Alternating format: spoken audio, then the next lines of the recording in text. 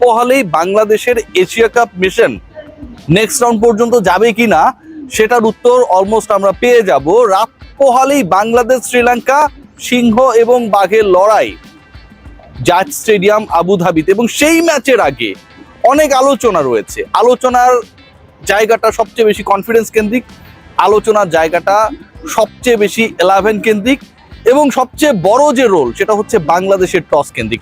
যে ডিসকাশনটা করছিলাম, বাংলাদেশ এই মুহূর্তে একটা বড় ধরনের ইনডিসিশন সিচুয়েশনে রয়েছে। এই সিচুয়েশনটা ক্রিয়েট হয়েছে লাস্ট ম্যাচের ফলের পর। লাস্ট ম্যাচে বাংলাদেশের হয়ে 6 ওভার ব্যাট করার সুযোগ পেয়েছিলেন তাওহিদ হৃদয়। তাওহিদ হৃদয় এই যে 6টা ওভার খেলেছেন, তিনি করেছেন 35 রান। একজন ক্রিকেটার 10 বলে 8 রান করে আউট হয়ে যেতে পারে, স্ট্রাইক রেট 80।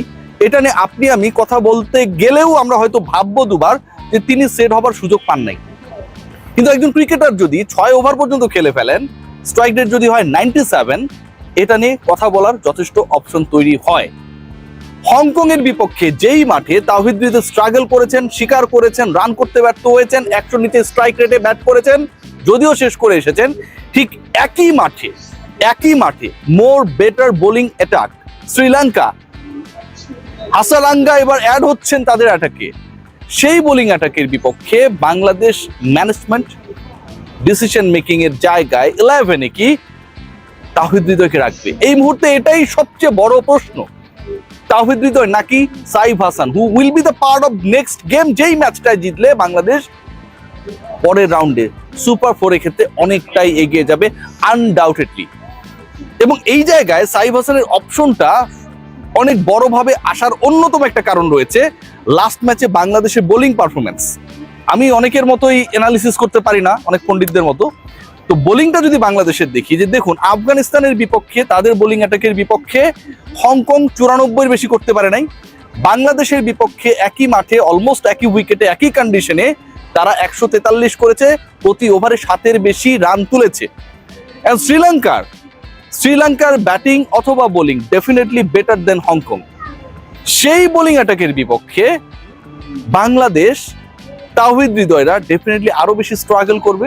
সেই জায়গায় আপনি কি আমরা কি তাওহিদ হৃদয়কে খেলাবো? আবার একই সাথে বাংলাদেশের এগেইনস্টে যে 7-এর উপরে রান করলো পার ওভার, 143 স্কোরবোর্ডে তারা পোস্ট করলো, তার মানে কি বাংলাদেশের বোলিং এ যারা ছিলেন তারা এক্সপেক্টেড ওয়েতে তাদের কাজটা করতে পারে নাই।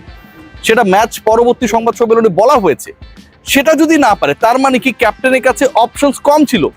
শামীম পাটোয়ারিকে কাজে ওভাবে লাগাতে পারেন নাই বা লাগান নাই, but if there were Saif in the 11, captain Liton Kumar Das could have extra option. সেই জায়গাটা কি বাংলাদেশ এনশিওর করার চেষ্টা করবে? সাইফ বল ঘোরাবে অন্তত 2টা ওভার, যদি কোনো কারণে বাংলাদেশের এগেইনস্টে যেই হংকং ব্যাটাররা শেষের দিকে চড়া হয়েছে, শ্রীলঙ্কা তারাও যদি একই ওয়েতে থাকে, সেটা আরো বিধ্বংসী হতে পারে। So you need option. সেই জায়গায় কি সাইফকে নাম্বার 4-এ খেলিয়ে বোলিং অপশন হিসেবে কাজে লাগানোর একটা চেষ্টা করবে টিম ম্যানেজমেন্ট, নাকি সাইফের তুলনামূলক বেটার স্ট্রাইক রেটের ব্যাটিং এবং বোলিং দুটোকেই পাশে সরিয়ে হৃদয়কে ফর দ্য লাস্ট টাইম আরো একটা সুযোগ দিবে? This is going to be a very crucial question. Discussion is going on about the middle over, discussion is going on about the finishing role. খেয়াল করে দেখবেন বাংলাদেশের ফিনিশার্সরা গত 4 থেকে 5টা ম্যাচে they are not available to play their role. Y?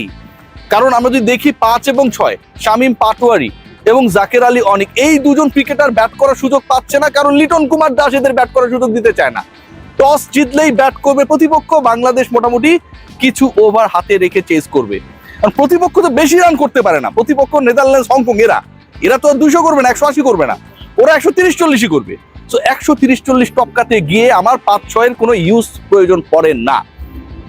এই যে আমার এখন পর্যন্ত আনএক্সপ্লোর্ড একটা অবস্থায় রয়েছে অন্তত গত 5-6 ম্যাচে, যে আমার টেকনিক্যালি ফিনিশিং রোল স্লক্সে যারা ব্যাট করবে তারা কেমন রোল প্লে করবে, সেই জায়গাটা কিন্তু টিম ম্যানেজমেন্টকে ভাবাচ্ছে। আপনি ডিরেক্ট এশিয়া কাপের অলমোস্ট ডু অর ডাই সিচুয়েশনে পড়তে যাচ্ছেন, যেখানটা you have no idea about Shamim Hossain Patwari and Jaker Ali Anik. They also have no idea how to execute, কারণ গত 4-5টা ম্যাচে তারা সেই সুযোগটা